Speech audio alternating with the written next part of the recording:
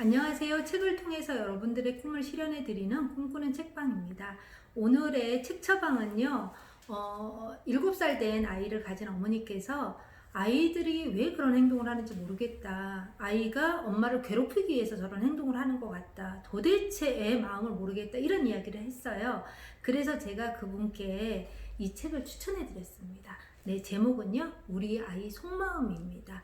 네, 아이들이 삐딱한 행동을 할 때 엄마들은요, 엄마를 괴롭히려고 저런 행동을 하려고 한다 하고, 반항하려고 저런 행동을 한다고 하는데, 아이들은 엄마한테 사랑받기 위해서 그런 행동을 하거든요.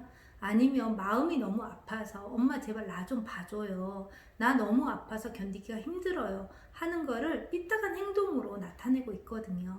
그럴 때 엄마의 사랑이면 그 모든 것들이 해결이 되는데, 우리는 아이가 나쁜 행동을 한다. 아이가 엄마를 괴롭히려고 저렇게 말 안 듣는다. 이렇게 생각을 하고 있습니다. 그래서 이 책은요, 네, 우리 아이가 달라졌어의 자문위원이었던 신철이 작가님이 쓰신 부분인데요. 네, 제가 이 책의 한 부분 소개시켜 드리겠습니다. 목차 부분인데요. 삐딱한 행동 속에 숨겨 있는 우리 아이 마음 읽기. 네, 아이들이 삐딱한 행동을 할 때는 엄마가 아이의 마음을 읽으라고 얘기가 되어 있습니다. 어떤 부분이 있냐면요. 잘 지내는 것과 잘 견디는 것은 다르다. 없던 버릇이 생기면 힘들다는 신호다. 사랑받으면 집착은 저절로 풀린다. 부모의 관심을 끌기 위한 물건을 훔치기다. 네, 불안한 부부관계는 아이의 불안으로 이어진다. 제목만 봐도 내가 꼭 아이의 마음을 알기 위해서 읽으면 도움이 될 거라는 생각이 혹시 드시나요? 네, 저는 아이들의 마음을 알기 위해서는 이 책을 추천해 드리는데요. 이 부분 중에서 제가 한 부분 소개를 해 드릴게요. 네, 지나친 관심, 무관심 사이에서 어떻게 해야 되냐면요. 적당한 거리를 둬야 됩니다. 우리 제일 어려운 말이 적당이라는 말이잖아요. 근데 관심도 과하면 아이한테 과잉보호가 되고요. 무관심이 과하면 방임이 됩니다. 그래서 결핍이 되죠. 그래서 어떤 아이들은 애정 결핍이어서 엄마의 사랑 너무 많이 바라고요. 어떤 아이들은 너무 많이 줬더니 과잉 보호로 인해서 자기 스스로 할 수 있는 게 아무것도 없는 아이가 되거든요.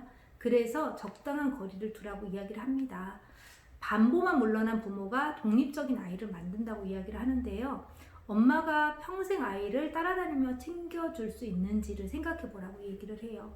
평생 그렇게 할 수 없다면 지금이라도 잔소리를 그만두고 아이를 챙기는 부분을 그만둬라. 이렇게 이야기를 합니다. 스스로 자신의 일을 챙길 수 있는 자발성을 길러야 나중에는 공부도 잘하고 사회성도 뛰어나고 건강한 사람으로 자랄 수 있다. 라고 이야기를 하죠. 제가 사례를 하나 통해서 이야기를 해드릴게요. 아이들이 두 돌이 지나면 내가 할 거야 하면서 스스로 해보려는 시도를 한다.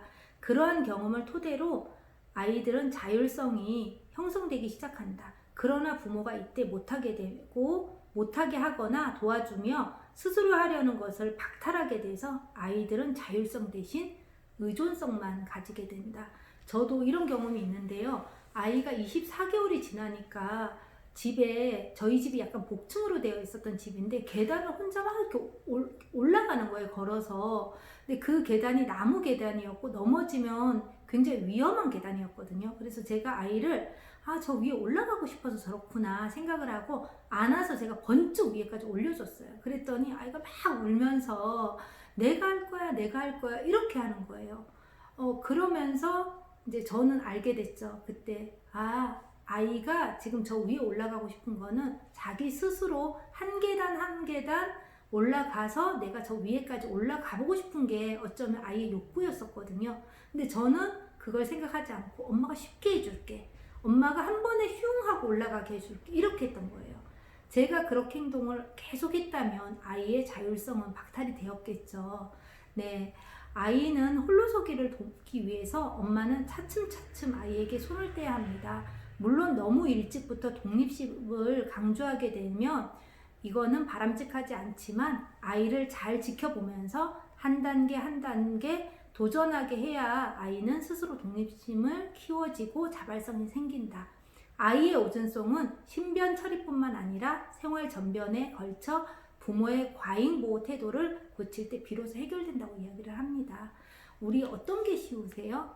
아이가 신발을 신을 때 옆에서 스스로 신발을 다 신을 때까지 지켜보는 게 쉬우세요? 아니면 엄마가 해줄게 하고 아이한테 신발을 신겨주는 게 쉬우세요?